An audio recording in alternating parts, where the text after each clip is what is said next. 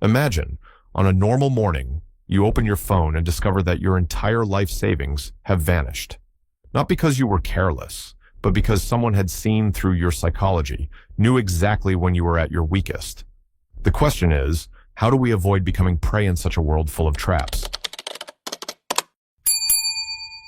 Imagine a normal afternoon. You receive a call from a relative. The voice trembles, choked with sobs. All the money they had saved over decades, the money meant for a peaceful old age, vanished in the blink of an eye. The caller was not a stranger, but someone who had appeared on TV, who flaunted certificates and credibility, who had been trusted by many. Everything seemed reasonable, enough evidence to make anyone nod in agreement. But the truth is, it was merely a mask, constructed with psychological techniques, with the art of sophisticated manipulation. And behind that smile was an entire machine of deception. You might think this story is far-fetched, but remember, according to FBI reports, within a single year, billions of dollars were stolen by scammers. That figure is not just a dry statistic. It is pain, it is loss, it is the tears of hundreds of thousands of people. And sadly, that is only the tip of the iceberg. The submerged part is the countless victims who dare not speak up out of shame because they feel stupid for having been deceived. However, if you think only the scammers out there are dangerous, you are mistaken. Every day, you face over 200 different attempts at manipulation, from apps on your phone, lines of ads on social media, to even within your closest relationships. We do not always notice, but sometimes, after a conversation, we leave with a feeling that something is off. That is the alarm of intuition. An invisible arrow has been shot, aimed straight at our trust. We often confidently believe we are clear-headed enough to avoid being exploited. But history, psychology, and everyday experience all show the opposite. People are more easily led than we think. It is here that a historical figure steps forward like a mirror, Niccolo Machiavelli, the 16th century Italian politician and philosopher. When hearing this name, many people immediately think of cunning, deceit, Machiavellian scheming. But if we stop there, we miss a truth. Machiavelli did not encourage tyranny. He simply described human nature starkly, without embellishment, without concealment. What he wrote was not to teach people to be evil, but to force us to look directly at the fact that the world always contains those ready to use tricks to achieve their goals. People see what you appear to be. Few see who you are. Machiavelli's words still echo today. Recall the many times we were deceived by a glossy image. Founders promised to change the world, but behind them is hollow technology. Couples on social media always show sweet photos, but inside are endless arguments. We see the surface, then assume it is the essence. That is fertile ground for manipulation to grow. But Machiavelli did not stop at pointing out falseness. He also showed another truth. People are primarily driven by self-interest. It sounds pessimistic, but try recalling times of crisis. How many companies that once declared ethics and community were ready to discard their slogans when profits were threatened? How many ordinary people suddenly changed their attitude when given a bit of power? Machiavelli did not invent this. He merely recorded what he saw in life. And today, modern psychology confirms it. The principle of self-interest is a constant. Notably, Machiavelli did not write to teach you how to deceive. He wrote to warn, if you do not understand these tricks, you will soon become a victim. Like a warrior going to battle, if you do not know the enemy's weapons, you will be struck down without understanding why. So, what are those tricks? First, let's talk about fear. Are humans rational creatures? Not entirely. When frightened, reason is often disabled. We hear there is a shortage of toilet paper, and we rush to the supermarket to clear the shelves. A red caption, "Only one room left," on a hotel booking page can make you click within seconds, though moments before you were hesitating. That is the power of fear. It turns us from thinkers into instinctive reactors. Machiavelli recognized, if one cannot be both loved and feared, one should choose to be feared. Not because he liked to sow fear, but because he knew fear is the shortest road to controlling the masses. Next is feigned gratitude. Have you ever received a free candy from a waiter and then felt like tipping more? Have you ever filled out a free personality test online and then strangely felt you should buy a course costing millions of dong? That is not a coincidence. Machiavelli early observed, people hate the feeling of owing and will find ways to repay the debt, even when that debt was fabricated by others. While we think we are being kind, we are actually falling straight into a trap. Another tactic is divide and conquer. You can easily manipulate someone when they are isolated. When someone separates you from friends, severs ties with family, or makes you believe, only I understand you, that is when absolute power is established. From cults to toxic relationships, this pattern repeats. And once isolation is consolidated, control becomes nearly absolute. Also, people are often led from small to large. Psychologists call this the foot in the door effect. When you agree to a small request, you have set foot in the circle, and from there it is easy to accept larger requests. Online services have exploited this for years. The starting price is incredibly low, then gradually increases, and we sit there, paying double, triple, without realizing when we first agreed. Moreover, look at how people attack our identity. Advertising doesn't just sell a product, it sells the self you crave. Real men drink this beer. The conscious mother chooses that brand of milk. When we attach consumption to identity, we stop comparing quality. We buy because buying affirms us. Machiavelli may have lacked marketing language, but he saw clearly, people are willing to sacrifice reason to protect their self-image. And perhaps the most sophisticated is reinforcement of uncertainty, when rewards or recognition do not come consistently, but randomly. Gamblers pull the lever, not because they win every time, but because they never know when they will win. Social media users scroll not because each time is entertaining, but because occasionally something surprises and moves them. Our brains are programmed to become addicted to that uncertainty. It is like an invisible chain. The more you pull, the tighter it becomes, and you cannot let go. By now, you may see a bleak picture. But Machiavelli never called on you to become scheming. He called on you to wake up, to know when you are placed before a trap, and to avoid stepping in unconsciously. Try pausing and asking yourself, how many times in your life have you made decisions not because of reason, but because of fear, to be liked, because of a small gift, or because of the desire to protect your identity? If you are honest, the answer may surprise you. In the next part, we will go deeper together, not only identifying those schemes, but also learning how to defend ourselves, learning how to turn Machiavelli's intelligence into a shield in a world full of pitfalls. Because, as he wrote, a wise man does at once what a fool does finally. If the first part gave us a picture of manipulative tricks and psychological traps, then this part will open another path, the path of defense. Machiavelli, though often misunderstood as one who promoted ruthlessness, in fact left us with countless suggestions for living more wisely in a world full of schemes. Those suggestions are not how to deceive others, but rather how not to be deceived yourself. Imagine you are standing in front of a mirror. The mirror does not reflect your face, but the chain of choices you have made in life. Every promise you heard, every time you believed, every disappointment you endured. Machiavelli reminds us, do not just listen to promises, look at the history of actions. Because promises are the easiest thing to change, but past actions are undeniable evidence. Manipulators are often good at making promises. They say what you want to hear. They commit to what you crave. But think, how many times have those promises come true? If the answer is rarely, then you already hold the key to protecting yourself.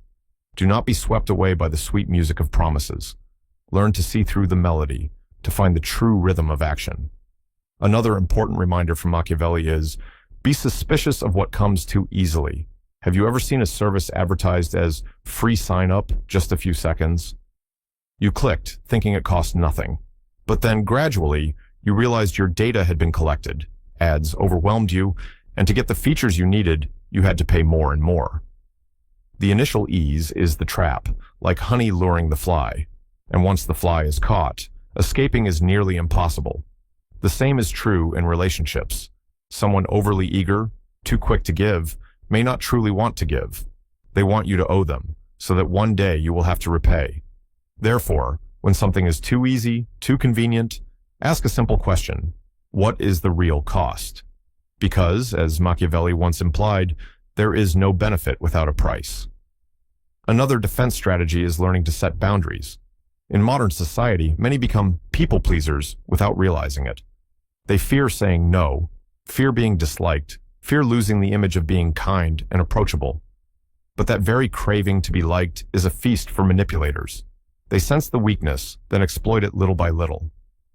Try a small experiment.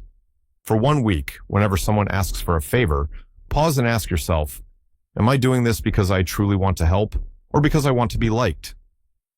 If the answer leans toward the latter, give yourself 24 hours before deciding. You will realize that many things you once agreed to did not come from kindness at all, but only from the fear of rejection. When you learn to distinguish these two motives, you will feel stronger, freer. Machiavelli also spoke of a special weapon, information. In his world, information was power. In today's world, that is even truer. Social media companies exist thanks to the personal information you share. Manipulators in personal life do the same. They often create a sense of intimacy by sharing secrets early, making you think you should reciprocate. An unequal exchange emerges, and from there, you become the weaker party. So, what is the defense? Very simple. Do not share too quickly. Do not think someone you have just met for a few days deserves to know your entire inner self. Information, like money, must be given over time, after verification. Let trust accumulate, instead of hastily giving it away. Another profound lesson from Machiavelli is, learn to look ahead. People often focus only on immediate benefits, but the wise always ask, and then what? An overly attractive opportunity may hide long-term dangers. A small decision today may open into major consequences tomorrow. Machiavelli taught that you should always ask, and then what will come, at least 3 times. Like a stone rolling downhill, consequences do not stop at the first impact, but continue in a chain reaction. Take an example from the tobacco industry. When the first warnings appeared, companies knew the impact was not just a few lines of text on packaging. They knew warnings would lead to social awareness changes, then to laws, and finally to cultural decline. They looked ahead, and that is why they fought fiercely from the beginning. And you, in personal life, do you look that far? Do you ask yourself, if I keep going down this path, where will I be in 5 years? In addition, another subtle trap Machiavelli mentioned is false urgency. Those countdown clocks, those notices of only 2 spots left, are mostly tricks. In reality, products are still available, but the sense of urgency makes you forget reason. The defense is simple. Whenever you feel pressured to decide immediately, breathe and ask, who benefits from this rush? If the answer is not you, then calmly wait. The world of social media has taken this trick to a higher level. Platforms know that anger spreads faster than calmness. They know division generates more engagement than agreement. And so, their algorithms cultivate conflict. Each time you rage at a post, you not only drain your energy, but also feed data to their money-making machine. Machiavelli once said, divide your enemies. If alive today, perhaps he would smile bitterly. Tech corporations have turned that lesson into global technology. In this picture, defense is not about cutting off the world. It is about awareness. When you realize that an overly extreme post may just be clickbait, you regain some power. When you understand that fear or urgency may be tools, you free yourself from the grip. But Machiavelli did not only teach us defense, he also suggested how to live with influence while still being ethical. He wrote, a leader must have the nature of both the lion and the fox, meaning you need strength to confront and cleverness to see traps. Life, you need both, not just to avoid being exploited, but also to create positive influence. Imagine, the fox is awareness, seeing the trap before stepping in. The lion is courage, daring to speak when necessary. When someone manipulates you with silence, be the fox to notice. When someone manipulates you with pressure, be the lion to say no. Only when both qualities coexist are you truly free. And there is another principle, seemingly cruel, but actually very humane. If you must cause hardship, do it once and decisively. If you want to give benefits, give gradually. In organizations, this means transparency, not prolonging pain. In friendship or love, this means not letting others drown in vague hints.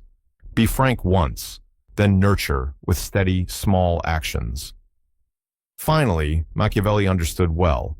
Sustainability comes only when people feel their basic needs are respected. Safety, property, dignity. Anyone who disregards these will sooner or later be hated, and from there, power will crumble. For you, what does this mean? It means that if you truly want influence, do not think only of power, think of respect, because respect is the most sustainable foundation. When we look into Machiavelli's mirror, we see a double lesson. This world is full of traps, but it is not hopeless. The awakened know when to trust, when to doubt, when to share, when to stay silent, when to be as subtle as the fox, when to be as brave as the lion. In the next part, we will take one more step, not only how to defend, but how to actively create influence in an ethical way. Because self-defense is necessary, but living only to defend is not enough. Machiavelli reminds us that true power lies in both seeing the traps and knowing how to build your own path, without being drawn into someone else's game. We have traveled a long journey. In the first part, we looked into the tricks of manipulation, the invisible traps laid everywhere in life. In the second part, we learned how to build a shield of defense so as not to be dragged down by fear, by haste, by empty promises. But if we stop at defense alone, life becomes a narrow trench. Humans are not born merely to avoid. We are born to build, to connect, to influence. And here, Machiavelli gives us another perspective. Influence does not necessarily mean cruelty. It can become a moral strength, an art of leadership and creation. Let us begin with a familiar image, the fox and the lion. Machiavelli said that an ideal leader must have both the cunning of a fox and the strength of a lion. For centuries, this saying has often been interpreted politically, that rulers must know both how to deceive and how to oppress. But if we see it through the lens of modern philosophy, it reveals another layer. Each of us must learn to balance intelligence and courage in our personal lives.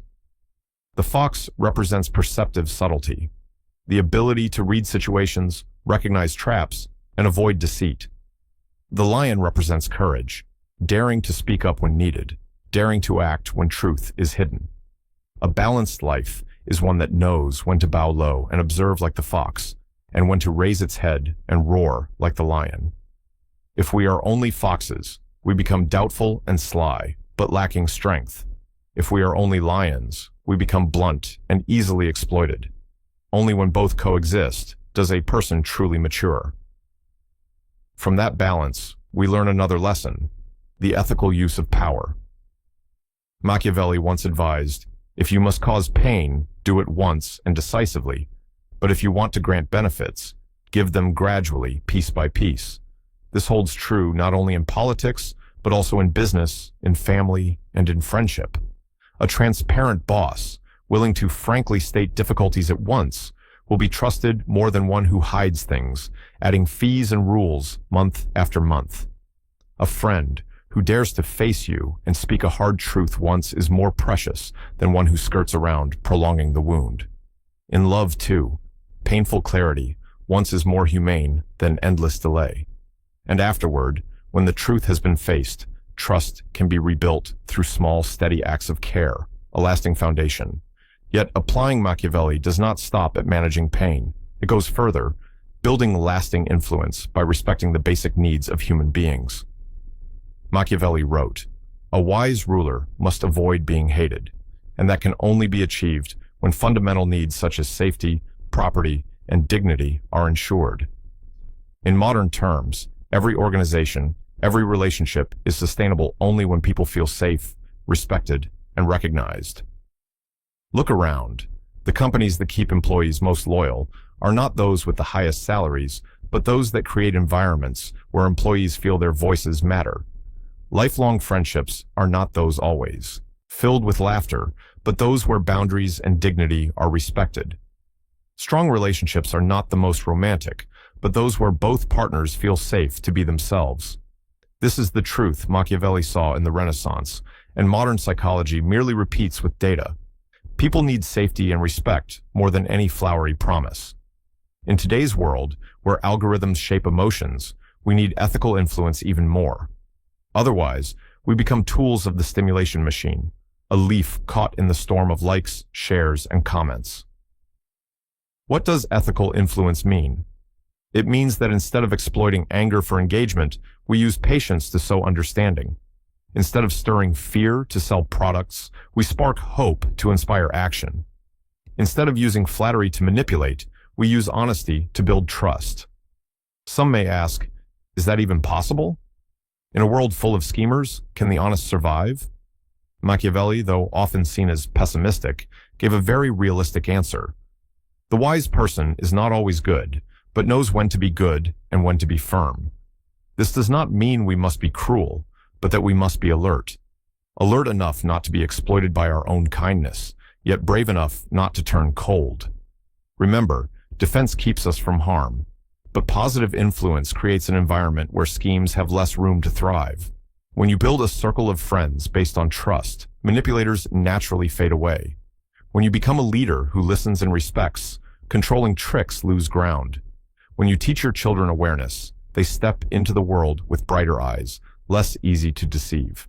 Machiavelli once wrote, "The crowd is always impressed by appearances, because the majority see only appearances." In the digital age, this is even more true. Apps, platforms, products, all know how to polish their surface. But what you can do is not to change the world's nature, that is beyond reach, but to equip yourself with eyes that see beyond the surface. And when you have those eyes, you can teach others to see as well. That is ethical influence.